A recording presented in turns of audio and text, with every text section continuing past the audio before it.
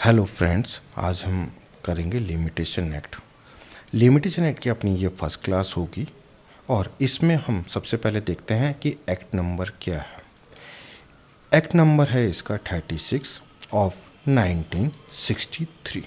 अगर याद करना हो तो 36 को जस्ट अपोजिट कर दीजिए, 63 बन जाएगा। Means act number 36 of 1963। फिर देखते हैं हमारी क्लास में आज के दिन हम देखते हैं फर्स्ट पॉइंट पे हमारी होगी हिस्ट्री, सेकंड पे आज तक कितने अमेंडमेंट लिमिटेशन एक्ट में हो चुके हैं, थर्ड नंबर पे अपना आ रहा है कि कॉन्स्टिट्यूशन की कौन सी लिस्ट में लिमिटेशन को मेंशन किया गया है, वो यूनियन में है, स्टेट में है या कनकरेंट में है।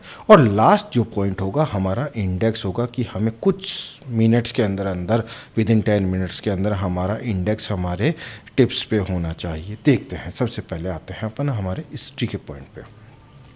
देखिए, आज का जो एक्ट है मैंने इसी को ही सेम इधर रोमन में है और इधर इंग्लिश में है, ठीक है। अब देखिए, आज के टाइम पर हमारे पास में है 1963 है, वो ठीक है।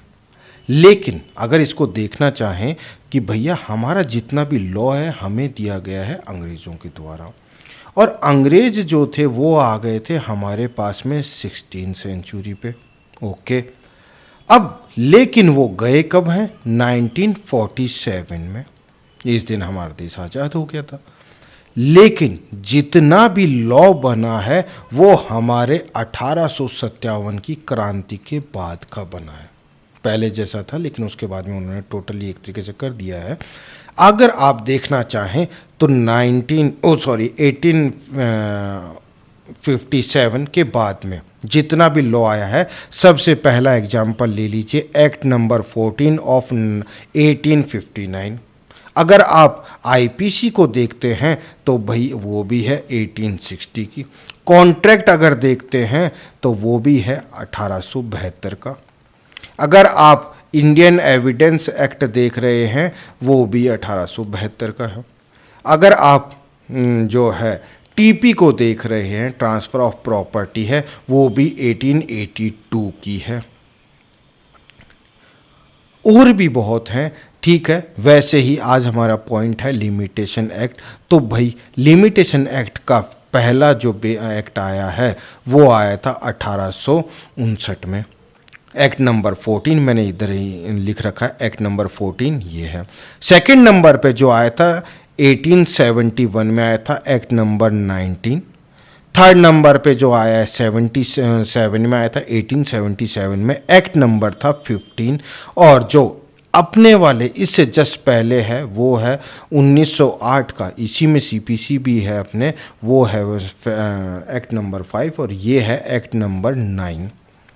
और उसके बाद में 1963 में एक्ट नंबर 36, 1963 में क्या है हमारी लिमिटेशन एक्ट का, जो आज हमारे पास में जो मौजूद है। और इसी को ही हमारे लिमिटेशन एक्ट में मेंशन कर रखा है कि भैया इससे पहले ये वाला स्टार्ट था, ठीक है। अब हमारा सेकंड नंबर पॉइंट पर था amendment in the limitation act. Means भैया 1963 में और आज 2023 तक के टोटल कितने अमेंडमेंट हो चुके हैं, देखते हैं। सबसे पहले देखिए, टोटल अभी तक 6 अमेंडमेंट हुए हैं। अगर आप अपने बेरेक्ट में मेंशन करेंगे, चेक करेंगे तो देखिए, सबसे पहला है 1964 का। इधर मैंने एक्ट नंबर लिख रखा है, उधर एक्ट का नंबर है कि भैया आपको सर्च करना हो।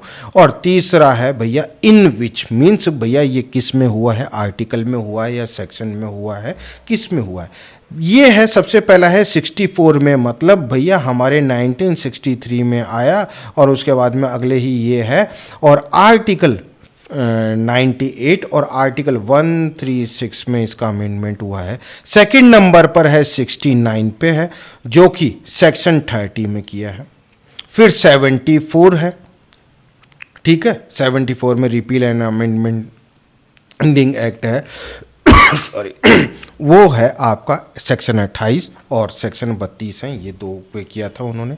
फिर 1976 जो सीपीसी का एक बड़ा अमेंडमेंट हुआ है उसमें आर्टिकल 127 में किया है, क्योंकि ये चीज़ आपसे प्री में पूछी जा सकती हैं। और 99 में जो सीपीसी में अमेंडमेंट हुआ था वो हमारे सेक्शन 12 जो है उसके थर्ड में हुआ है, सब सेक्शन में।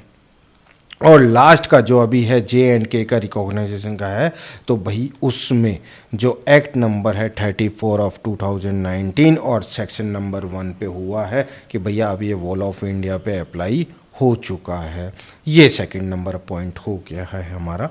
तीसरे पॉइंट पर जो थर्ड पॉइंट था हमारा कि भैया ये जो कॉन्स्टिट्यूशन है अपने जो है इंडियन कॉन्स्टिट्यूशन है उसकी कौन सी लिस्ट में है, तो ये है entry number 13 of concurrent list. ये जो है 13वें नंबर पर है और समवर्ती सूची पर है आपके। ये क्योंकि आरजेएस में या जीजेएस में या जो भी जुडिशल सर्विसेज से एग्जाम से रिलेटेड है उनमें पूछा जा सकता है। ठीक है, अब हमारा पहले पॉइंट पे क्या हो चुका है, लिस्ट्री हो गई, अमेंडमेंट देख लिया, लिस्ट देख ली कि भैया कौन से पे है, 13 पे है। ओके, अब हमारे पास में बचा केवल और केवल हमें इंडेक्स याद करना है, वो भी कुछ मिनट्स के अंदर अंदर कि हमें टिप्स पे याद हो जाए। देखिए, अगर आप देखते हैं अपने इंडेक्स को ओपन कीजिए और चेक कीजिए, टोटल वहाँ पर सेक्शन है 1 to 32। ओके, और वो टोटली कितने पार्ट्स में डिवाइड हैं, 5 पार्ट्स में डिवाइड है। और ये मैंने पूरा का चार्ट बना रखा है। पहला है प्रिलिमिनरी प्रारंभिक, दूसरा limitation of the suit, appeal and the application, third computation of the period of the limitation, acquisition of the ownership by position and last one is the miscellaneous. Okay, ये मैंने उनके जो भी संबंधित सेक्शन उसमें mention कर रखे हैं, पार्ट में ये दे रखा है। ओके, ठीक है, अब हम आज यहाँ तक के सेक्शंस को एक जो है एक एग्जाम्पल से समझते हैं और आपको तुरंत की तुरंत याद हो जाएगा जहाँ तक है। देखिए, आप अपने बेरेट का इंडेक्स के अब ये सेक्शन 1 पे आए और सेक्शन 1 में क्या कह रहा है कि कमेंसमेंट की बात कर रहा है। अगर मैं कहूँगा कि भैया इस दिन इस एक्ट का क्या हुआ था, बर्थ हो गया था। जैसे आप जितने भी एक्ट देखते हैं मोस्ट में भैया जो भी कमेंसमेंट आएगा वो किस में आएगा, सेक्शन 1 में आएगा। बोले ठीक है, मैं भी इसी का एग्जाम्पल लेता हूं। मेरा भी बर्थ कब हुआ है,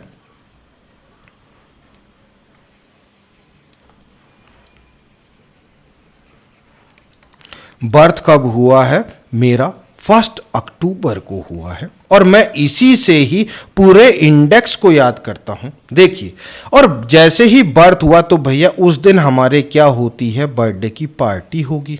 बोले ओके, और इधर क्या होगा, फैमिली भी पार्टी लेंगे और दूसरे क्या, फ्रेंड सर्किल भी पार्टी लेंगे। लेकिन हमने क्या कहा कि भैया 1 अक्टूबर तो हमारा फैमिली के लिए बुक है, हम आपको कब देंगे, जो पार्टी है 2 अक्टूबर को देंगे। और जो है फ्रेंड सर्किल जो था वो बोले सारा एग्री हो गया। मीन्स आपको क्या चाहिए, पार्टी चाहिए। और पार्टी देखो होती कौन सी है, मैं इसे इसी तरीके से ही याद करता हूँ कि पार्टी हो गई D फॉर डेफिनेशन और D फॉर दारू। दारू पीते ये आदमी नई नई डेफिनेशन दे रहा है। ये मैंने एक छोटा सा अपना याद करने का एक तरीका किया है। क्या कर रहा है, जो है 1 अक्टूबर को मेरा बर्थ हुआ, 2 अक्टूबर को मैं पार्टी देना चाह रहा हूँ, किस चीज़ की, दारू की party. D for definition, D for दारू। ओके, अब हुआ क्या भाई, हम लोग क्या हैं, पैसे वाले आदमी हैं, अच्छे भले हैं, तो हमने क्या कहा कि भैया हम पार्टी कहाँ लेंगे, बार में लेंगे। और किस तारीख को क्या कह रहा हूँ कि 2 अक्टूबर को हम लेंगे बार में पार्टी। ओके, लेकिन भाई हमारे दोस्तों हमारे ही हैं, वो पहुँच गए सुबह पहले, जो अर्ली इन द मॉर्निंग आ गए, बोले पार्टी मिलेगी आज तो बस ठीक है। लेकिन हम गए बार पर और जाकर क्या देखा, बार मिला क्लोज। भैया ये क्या हो गया कि भैया हम तो हमारे यहाँ पे फ्रेंड सर्किल को पार्टी देने आए हैं। तो हमने वहाँ पर जो गेट कीपर था उनसे पूछा कि भैया क्या रीज़न है जो आपने बार को क्लोज कर रखा है। तो बोले सर हमारे कुछ सर्टेन केसेज हैं जिनकी वजह से हमें ये बंद रखना पड़ता है। बोले क्यों भाई? बोले सर हमारे यहाँ पर 3 केसेस को बारे में बात करी जा रही है। बोले क्या? बोले सर ये जो 3 केसेस जो हैं हमारी लीगल डिसेबिलिटी को बता रहा है। बोले ठीक है।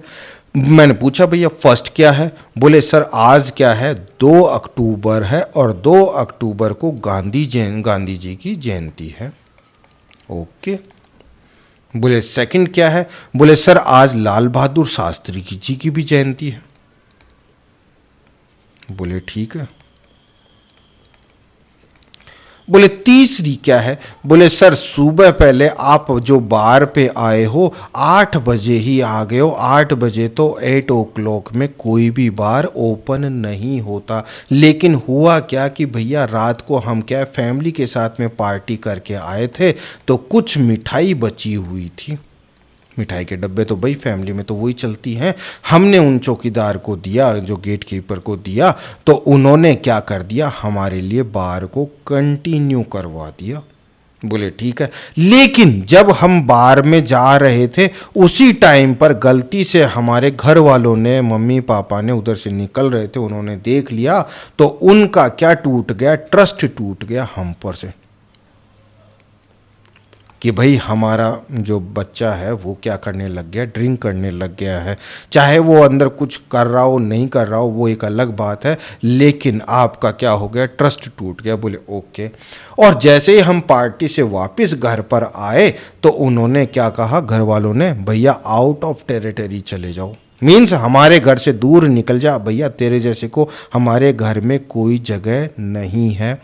अब इसी को एक बार देखते हैं वापस में। जब अपना फर्स्ट में बर्थ हो गया, सेकंड में डेफिनेशन का दारू हो गया, तीसरे नंबर पर बार थी जो अपन ने देख लिया, फोर्थ नंबर पे क्लोज है, फिफ्थ पे है सर्टेन केसेस, सेकंड में है लीगल डिसेबिलिटी, गांधी जयंती थी, दूसरे पर था भैया सेवरल डिसेबिलिटीज़ में मैंने लाल बहादुर शास्त्री जी को रख दिया, और थर्ड पे कहा भैया 8 o'clock पे कौन आ जाता है। लेकिन जैसे ही हमने मिठाई का डब्बा और वो दिया तो उन्होंने कंटिन्यू किया तो भैया उनका क्या है, ट्रस्ट टूट गया और उन्होंने हमें क्या कहा, आउट ऑफ चले जाओ भैया, हमारे यहाँ पर रहने की कोई ज़रूरत नहीं है। बोले ओके।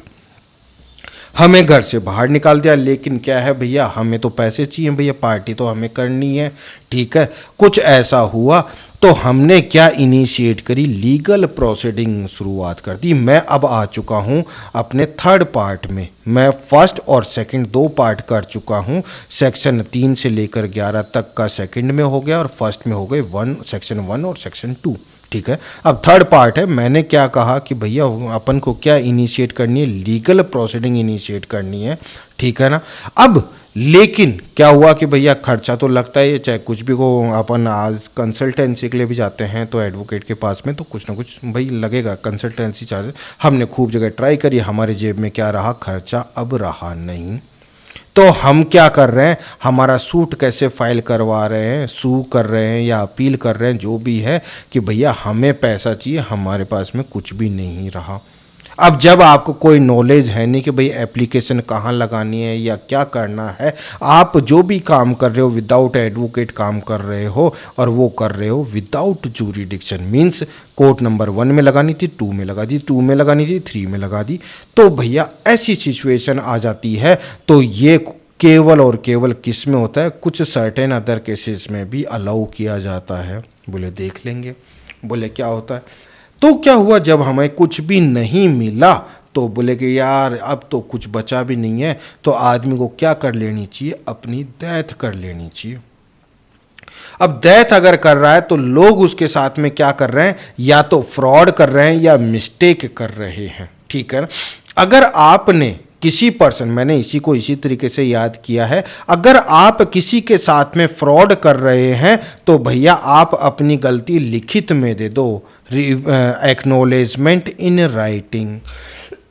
बोले ठीक है। लेकिन अगर आपने मिस्टेक कर दी, भैया किसी से 2 रुपए लेने थे 4 ले लिए, कोई बात नहीं सर आप पेमेंट कर दो, गलती से हो गया। बोले ठीक है। ये जो भी चीज़ कर रहे हो, दोनों चीज़ कर रहे हो, आप खुद कर रहे हो, सेल्फ।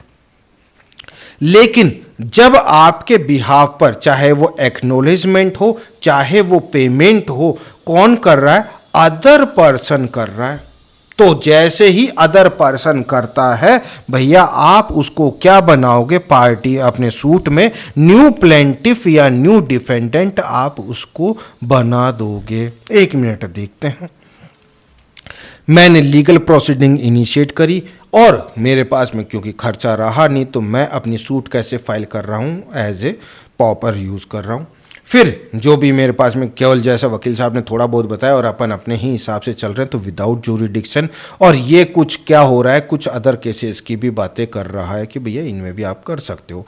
लेकिन बाद में क्या रहा कि हमारे पास में कोई ऑप्शन रहा नहीं, जेब में पैसे रहे नहीं, चलो भैया तो क्या करते हैं लोग हमारे साथ में, डेथ के बाद में होता है फ्रॉड होता है या मिस्टेक होती है। अगर कोई, मैंने इसी को यूं ही याद किया है, फ्रॉड होता है तो आप भैया एक्नॉलेजमेंट दे दो इन राइटिंग में कि सर मुझसे गलती हो गई, बस। और अगर मिस्टेक हुआ है तो आप क्या करोगे, पेमेंट दे दोगे। और ये क्या कर रहे हो, या तो इन दोनों ही कंडीशन में आपने खुद ने किया है, बट कोई आपके बिहाफ पे जैसे ही अनदर पर्सन आकर या तो एक्नॉलेजमेंट कर रहा है या पेमेंट कर रहा है, तो वो क्या बन जाएगा, नई पार्टी बन जाएगी, न्यू प्लेंटिफ और न्यू डिफेंडेंट। और ये सारी की सारी जो कैलकुलेशन थी, अब मैं वापस अपोजिट में जा रहा हूँ। ये जो भी आपको कैलकुलेशन करनी है तो आप कौन से कैलेंडर को यूज़ करेंगे, गिगोरियन कैलेंडर को आप यूज़ करेंगे। और गिगोरियन से ही आप फाइंड आउट करेंगे कि भैया किसी पर्सन को स्पेशल डैमेज हुआ है या नहीं हुआ है। अगर हुआ है तो ही केस को क्या करेंगे, कंटिन्यू करेंगे। ये एक बार आप देखिए, मैंने चारों पॉइंट आपको बताए हैं। हिस्ट्री ऑफ द लिमिटेशन, जो भी आज तक के एक्ट आए हैं सारों को बताया है। अमेंडमेंट कितने हुए हैं, 6 हुए हैं। लिस्ट कौन सी है, 13 पे है, कंकरेंट लिस्ट में है। और इंडेक्स आपको बता दिया है कि भैया ये है आपका इंडेक्स, और इस तरीके से याद कीजिए, ठीक है। ये आपका इंडेक्स का पार्ट कंप्लीट हो गया।